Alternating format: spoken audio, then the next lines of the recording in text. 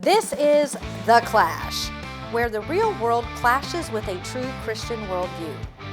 Join former professional wrestler Chris Whaley, known as the Masked Saint, who is an author, pastor, and teacher that brings his wrestling skills into the squared circle and tackles real-life issues. Along with Jeff Dixon, best-selling author, internationally known teacher, leader, and pastor who is not afraid to tackle the tough issues of the world we live in. Together they form a tag team of wisdom in The Clash.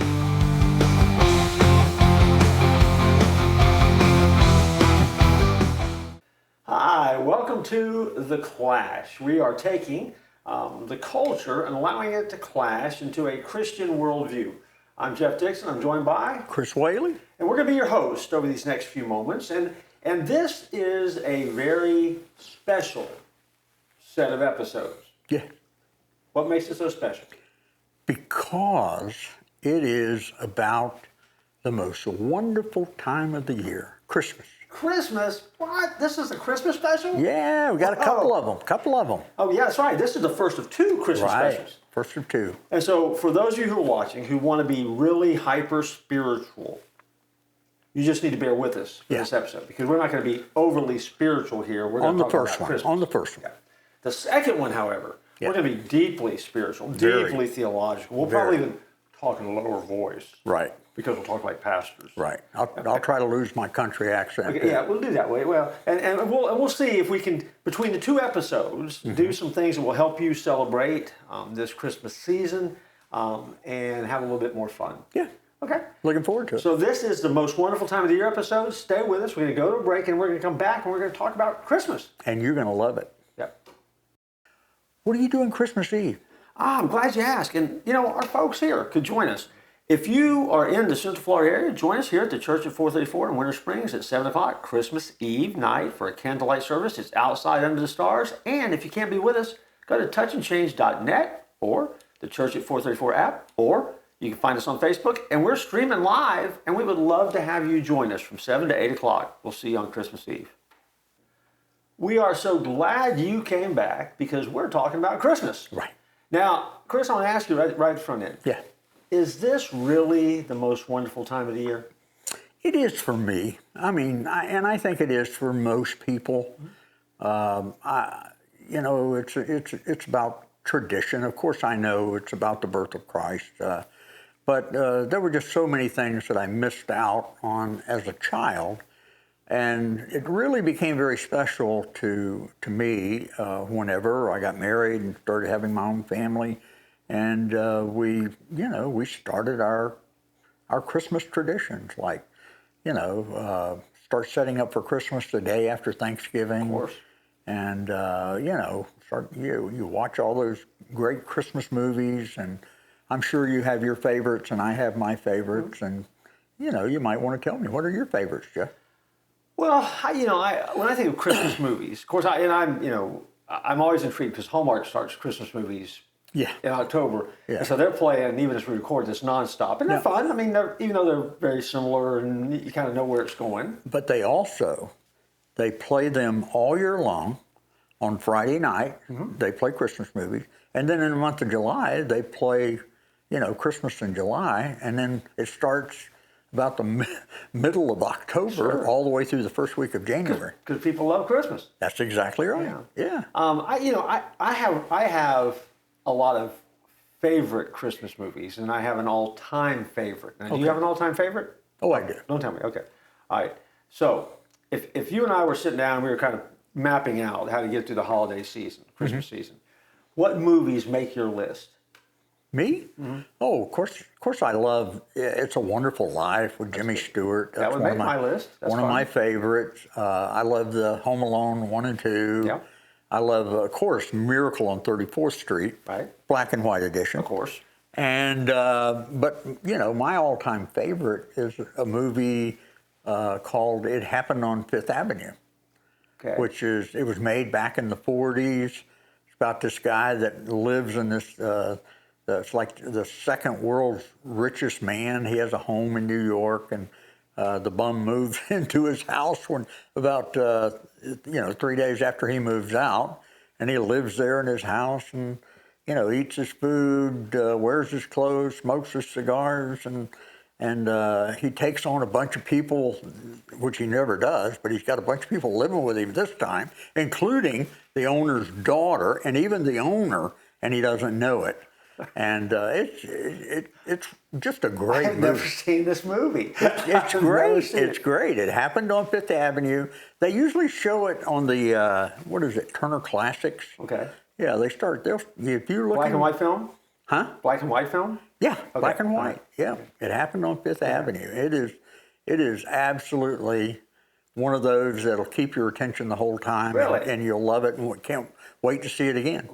So I guess Chris is recommending that film for us because it's awesome. It is it has to be a Christmas classic, right? Yeah, it is. It is. Okay. Well, tell us yours, Jeff. Well, my all-time favorite is Miracle on 34th Street. The black and white version. I mean, I thought you were going to say Die Hard. Well, I'm going to get there in a minute. Yes. Oh, I'm sorry. That's okay. But I mean, I think we talked in our Thanksgiving episode about, for me, that's one of the things that usually on Thanksgiving night I will get around to turning on and watching because it starts with that Thanksgiving parade. Right. So that's my all-time favorite. Yeah. Die Hard does make the list. And Die Hard, I don't care what Bruce Willis said. Die Hard is a Christmas film. It's got Christmas music in it. It takes place. There's a party. I mean, it is a Christmas film. And the second one too. Yeah, yeah. Well, that's right. I mean, you can't separate Die Hard from Christmas. I mean, you just can't. I mean, nothing says Christmas like Bruce Willis fighting some type of terrorism, Right. or bad guy. Yeah. During the holiday season. So Die Hard again is one of my favorites. I'm just wildly intrigued, and I always giggle at Elf. It's just a funny film to me. Yeah. And I also am a huge Christmas Vacation fan. Oh yeah. Oh, I forgot to mention that one. Yeah. I just think that's Cousin Eddie. That's just a funny film. Cousin Eddie, man, he makes that movie. Yeah. Is there? Think about the films though for a minute. Is there any line of similarity? I mean, what is it that connects all those films and makes them so special? I can't think of something off the top of my head, but I'm sure you have something. Well, I'm just struck by the fact that there's just an element of fun to those films. Yeah. I mean, even Die Hard has an element of fun because the Bruce Willis character, John McClane, is just so funny. Yeah. And kind of wisecracks his way through situations that the rest of us might be wetting our pants over, and he's just kind of wisecracking through it and doing these incredible things, and it's nuts. But I mean, there is an element of fun to the films, at least the ones that I like. Yeah. And if the Christmas film is fun, then I go with it. Because see, I can even watch the Hallmark films if there's an element of fun to them. If there's something I can get tickled about, if there's something that strikes me as funny, or I can twist around somehow. Well, the Hallmark movies, what really irritates me to no end is Hallmark one of our sponsors? Huh? Hallmark they're not one of our sponsors, are they? Oh, no. Okay. Feel free to go ahead and talk about it. No, there's always a misunderstanding. Always. Do you realize? Usually the last half hour. Do you realize that we have not mentioned White Christmas? We have not. And one of the reasons I didn't mention it, because there's a misunderstanding in there. Yeah. And as a matter of fact, when I'm watching White Christmas and I get to the misunderstanding, I fast forward it. To get past it? To get past it until she comes back to the end after she realizes that she was an idiot and she misunderstood. And then I pick it back up in there just so I can hear him sing, White Christmas. But in the Hallmark movies, there's always a misunderstanding. So White Christmas was the original Hallmark movie in your book? I guess so. Okay. I guess they learned from that, and it's like, oh man,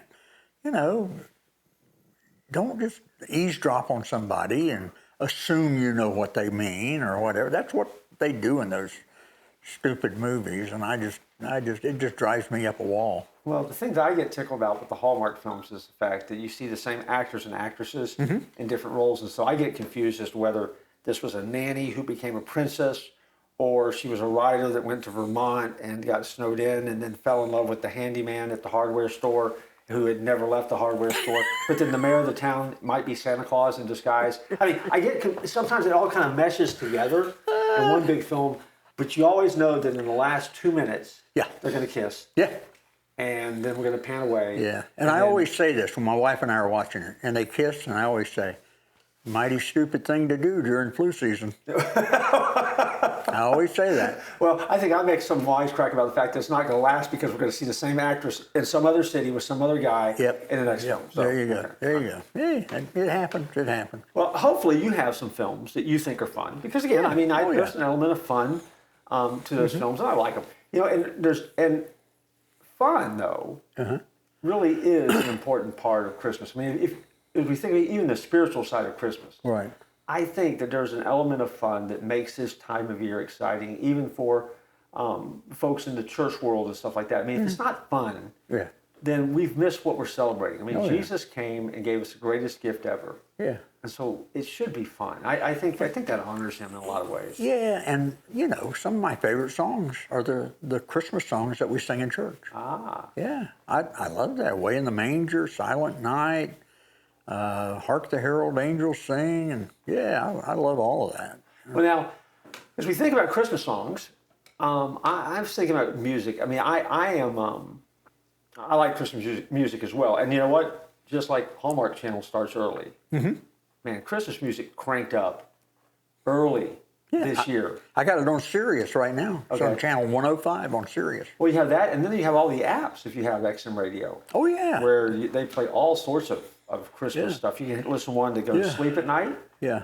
You can listen to Holly Jolly.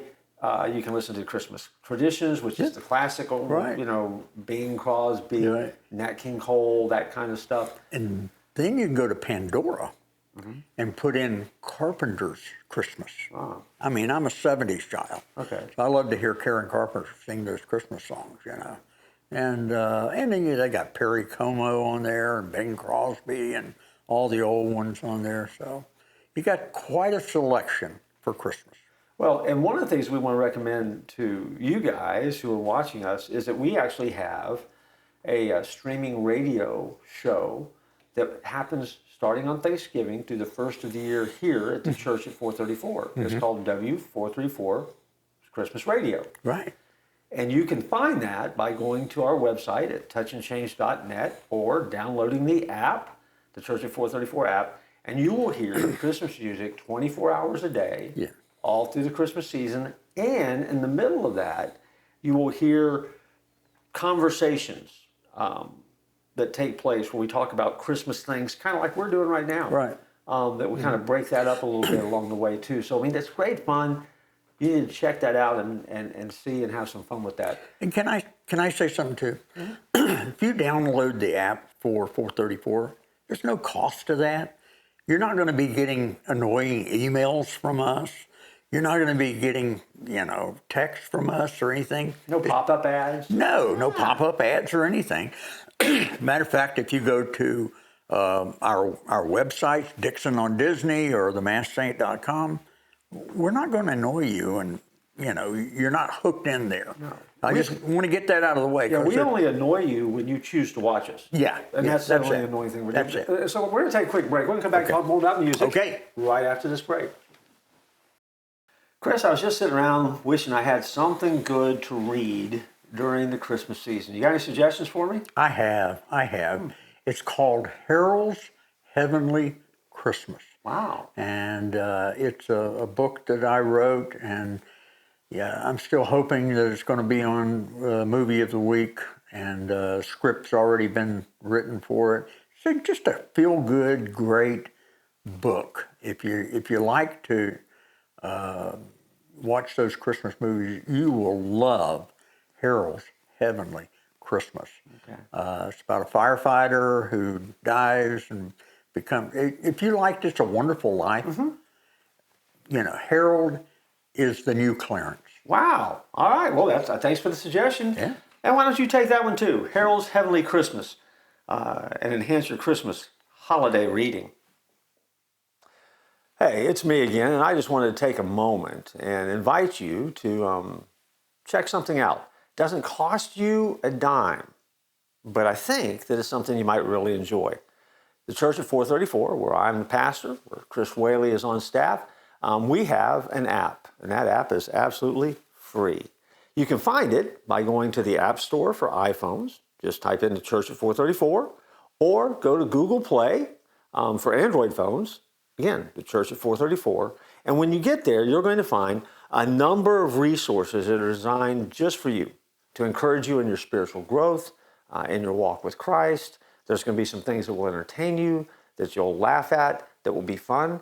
And you can also tap in and watch our worship services. You can see some of the films that we've made. You can see some of the activities that we've got. And you can connect to the ministry of the Church of 434, where Chris and I are a part of that on a weekly basis. And we would love for you to join us and become a part of that network with us. And so check out the Church at 434 app in the App Store or in Google Play, and you can visit with us there. Also, you can email us right through that app, and we'd love to hear from you. Just say, hey, I got the app, and I like it. If you get the app and you don't like it, we don't want to hear from you. But that's a whole different thing.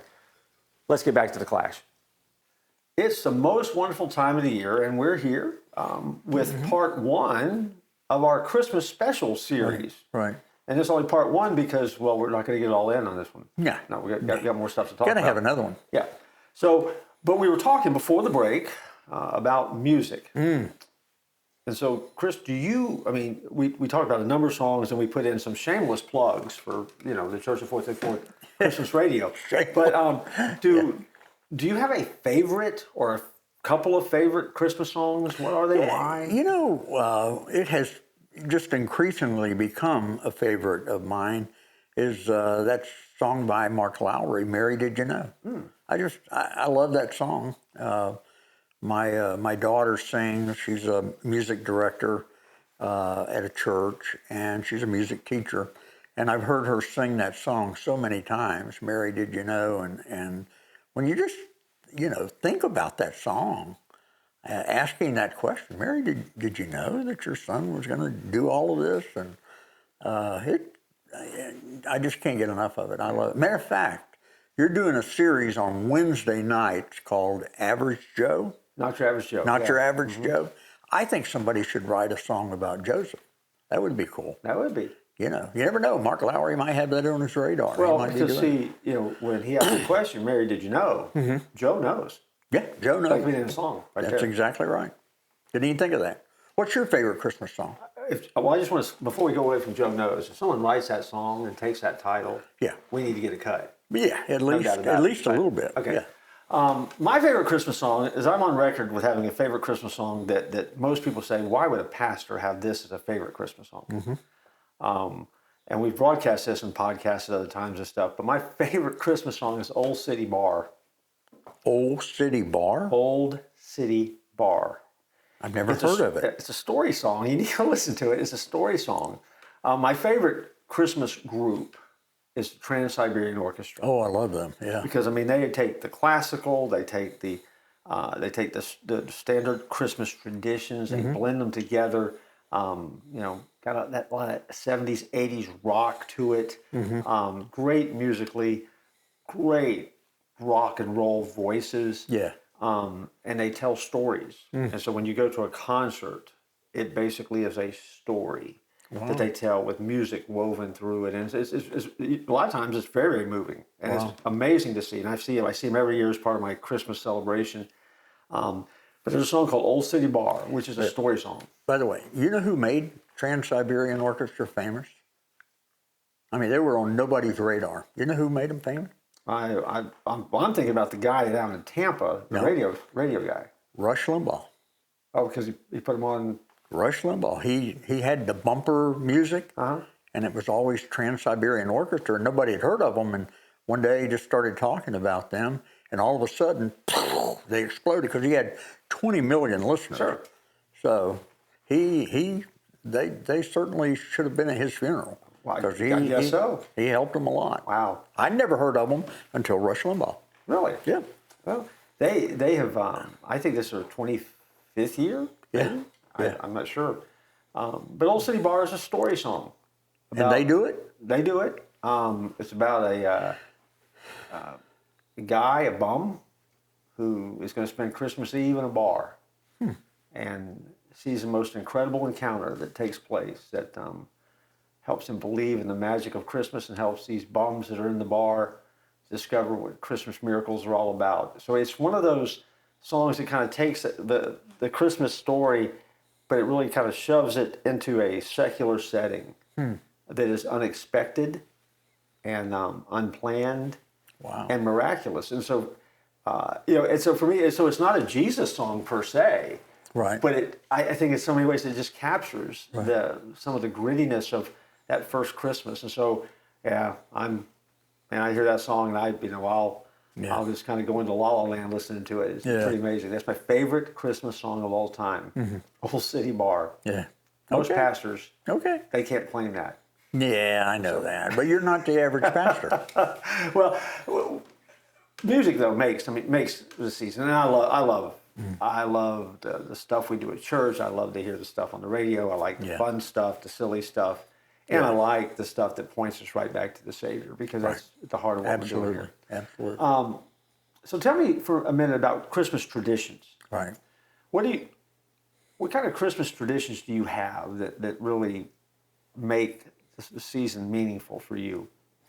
You know, I get kind of emotional on this one because for the longest time it was, when my girls were small, we always went to my mom and dad's house for Christmas. We went, like a day or two early, and we spent it with my mom, and of course my mom and my wife and my sister, they were cooking, and, the house smelled with that Christmas flavor. And then, of course, now both my parents are gone. And then we had it at our house with our girls. And then they had kids, and it's like, no, we want to be at home with our kids. And so it just, it just messed up my Christmas tradition. But you have to, sure, gather others. So we have a Christmas tradition. My youngest daughter, we go to her house for breakfast on Christmas morning. And then we go back to our house, and then our oldest daughter and her husband and 4 kids, they come over because they've already had Christmas with my son-in-law's folks the night before. They had Christmas morning with their kids, and then they come over, and then we do our gifts, and we cook for them, and we have a big meal, and they usually stay and spend the night with us Christmas night.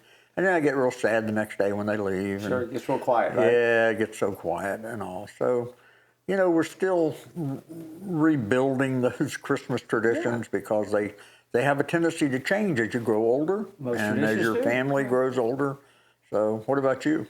I'm like you. I mean, traditions are fun, and I have the memories that I remember from a childhood Christmas, which were always great and a lot of fun. And that, the getting up early in the morning, seeing what Santa had brought, opening gifts at the Dixon household growing up. It was a morning where we were just going to spend the morning as a family. No one really encroached on that time, and we would open those gifts, and everyone would watch each other open the presents and stuff like that. And and they were big. I mean, they were big Christmases. They were big times, and then taking that and then starting a family, starting those kind of traditions, and now being in the same scenario you're in, where you've got kids who have left, who've gotten married, and then you've got people that aren't all in the same town, and you're trying to get everybody together, and so you form new traditions. But still, at the hub of it, though, there's a family and friend element. The people that you love, that you spend Christmas with, and then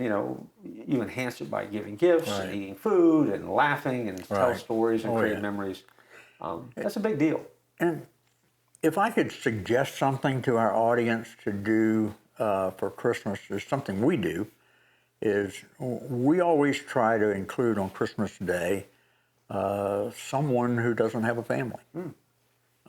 We have a young man who from Michigan. All of his family's in Michigan. He's the only one down here, and so we try to get him a gift and have him come over and participate in our family activities and our lunch and everything. So, if you look around you, I guarantee you there's somebody that doesn't have a family that would really, really love to be a part of your family for Christmas. That's a great suggestion. I am excited about the fact that Christmas is coming. Yeah. It's always fun. And getting close. And as we get closer, hopefully we've talked about a couple of things that really maybe have probably spark some ideas in your head about Christmas and what you do and the songs you listen to, the movies you watch. We didn't even talk about TV shows. Yeah, I mean, didn't even there's talk a about lot of specials out there this time of year. So many different things that are woven into Christmas. But we're going to talk for just a second after this last break and remind you what makes Christmas really very special and the most wonderful time of the year. We'll be right back. Hey, thanks for watching The Clash. And Jeff, you know, the holidays aren't too far away. You do know that, right? I've heard that, yeah. And you're not one of those people that waits till the last minute, are you? No, I'm ahead of the game. You're ahead of the game? Yeah. And I bet you our audience is ahead of the game. And I know that I don't want to buy junk. I want to buy something good, something that's entertaining, something that will keep my attention. I mean, just something that's pretty good. And would you know about anything? I do. I'm aware of a cornucopia of gifts that are available for our audience to pick up. And That's why I use the word cornucopia. I love that word. Yeah. And I would suggest that they visit DixonOnDisney.com. That's a great place to start. And from there, you get sent to all sorts of different places. But, it's funny you mentioned that. I've written 5 novels. You got a new one coming out, don't you? Got one coming out in January, as a matter of fact. That would be number 6, called Saving the Magic Kingdom. You can pre-order it now, and if you pre-order it now, it's actually cheaper, and that helps get the distribution out in some of the stores that are out there. Awesome. I have 2 nonfiction Disney books that are out there. I have a novella that's out there, and according to the rumor mill, there's another Christmas novella that will be released at Thanksgiving. How awesome is that? Another Christmas story. Now, a novella is a book that wants to be a novel when it grows up. Yeah. But it's a lot shorter because it doesn't take as long to write. All that's out there. All that's available. Again, as I said, a cornucopia. DixonOnDisney.com. Love for you to come, love for you to shop, tell your family, tell your friends, and buy gifts for those people that you really love. Because if you really love them, you'll buy from that website. And if you don't love them, well, you won't. Hey, you're still there. I came back and we're just talking about it being the most wonderful time of the year. And there really is only one reason, though. Right. Everything else we've talked about is fluff, decorations, if you will. Yeah. Because there's one thing that makes this the most wonderful time of the year, and that is? That's when the God of heaven loved us so much that he stepped out of heaven into a manger and became one of us and came to die for our sins so that we might have salvation. That's the greatest Christmas story ever. Well, and that is what gives meaning to this season. That's exactly right. And anchoring to that makes it the most wonderful time of the year. And even if you don't believe in Jesus, the ripple effect of that still has changed the world, which is an amazing thing when you think about it. Yeah. And so, Chris, it's been fun. Yes.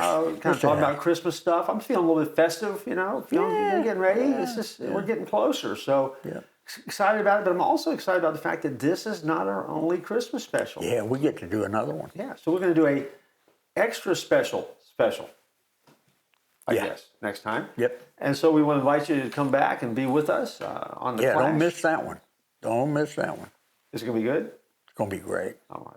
Okay. That means Chris is going to be really good because I have no idea what he's talking about here. So, but we look forward to seeing you next time. Chris, anything you need to tell our folks before we get out of here? Well, as you go through these holidays, don't forget, don't tap out.